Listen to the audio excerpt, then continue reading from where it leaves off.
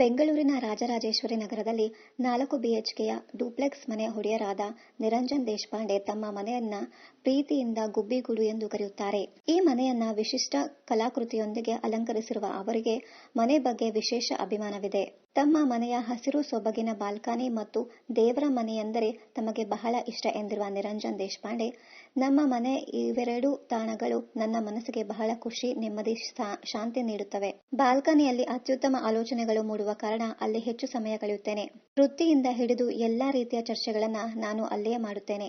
ನಮ್ಮ ಮನೆಗೆ ಬರುವ ಅತಿಥಿಗಳು, ಸ್ನೇಹಿತರು ಕೂಡ ಬಾಲ್ಕನಿಯಲ್ಲಿ ಕುಳಿತು ಮಾತು, ಚರ್ಚೆಯಲ್ಲಿ ಭಾಗಿಯಾಗುತ್ತಾರೆ.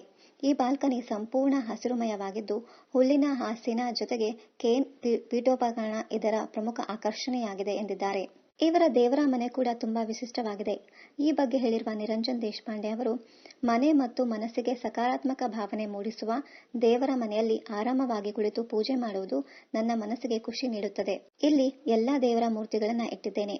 ಅದರಲ್ಲಿ 200 ವರ್ಷಗಳಷ್ಟು ಹಳೆಯದಾದ ಶ್ರೀರಾಮನ ಮೂರ್ತಿ ವಿಶೇಷವಾಗಿದೆ. ನಮ್ಮ ಮನೆಯ ಮುಂದೆ ಸಣ್ಣ ಗಾರ್ಡನ್ ಇದ್ದು ಅಲ್ಲಿ ಬಿಡುವ ತರಹವೇರೆ ಹೂವುಗಳಿಂದಲೇ ದೇವರನ್ನ ಅಲಂಕರಿಸುತ್ತೇನೆ. ಇದು ನನಗೆ ಬಹಳ ಖುಷಿ ನೀಡುತ್ತದೆ ಎಂದಿದ್ದಾರೆ. ನಮ್ಮ ಮನೆಯನ್ನ ಪುರಾತನ ಕರಕುಶಲ ವಸ್ತುಗಳಿಂದ ಅಲಂಕರಿಸಿರುವ ನಿರಂಜನ್, ನಾನು ಯಾವುದೇ ದೇಶಕ್ಕೆ ಹೋದರೂ ಅಲ್ಲಿಂದ ವಿಶಿಷ್ಟ ಕಲಾಕೃತಿಯನ್ನ ತಪ್ಪದೇ ತರುವುದು ನನ್ನ ಹವ್ಯಾಸ. ಮನೆಯ ಎಲ್ಲ ಗೋಡೆಗಳನ್ನ ಅದ್ಭುತ ಕಲಾಕೃತಿಗಳು ಮತ್ತು ನನಗೆ ಸಿಕ್ಕ ಸಾಕಷ್ಟು ಪ್ರಶಸ್ತಿ ಫಲಕಗಳಿಂದ ಸುಂದರವಾಗಿ ಅಲಂಕರಿಸಿದ್ದೇನೆ. ಇವು ಮನೆಗೆ ಬರುವ ಅತಿಥಿಗಳನ್ನ ತುಂಬಾ ಸೆಳೆಯುತ್ತವೆ. ನಾನು ಹೆಚ್ಚು ಸಿನಿಮಾ ಮತ್ತು ಯೂಟ್ಯೂಬ್ ನೋಡುವುದರಿಂದ ರಿಕ್ಲೈನರ್ ಸೋಫಾ ಮೇಲೆ ಹೆಚ್ಚು ಸಮಯ ಕುಳಿತುಕೊಳ್ಳಲು ಇಷ್ಟಪಡುತ್ತೇನೆ. ಥಿಯೇಟರ್ ಅನುಭವ ನೀಡುವ ಇದು ನನಗೆ ಬಹಳ ಅಚ್ಚುಮೆಚ್ಚು. ನಮ್ಮ ಮನೆಯಲ್ಲಿ ಕಾಫಿ ಲೋಟ ಸೇರಿದಂತೆ ತಾಮ್ರ, ಹಿತ್ತಾಳೆ ಪಾತ್ರೆಗಳ ಬಳಕೆ ಹೆಚ್ಚು ಎಂದು ಹೇಳಿದ್ದಾರೆ.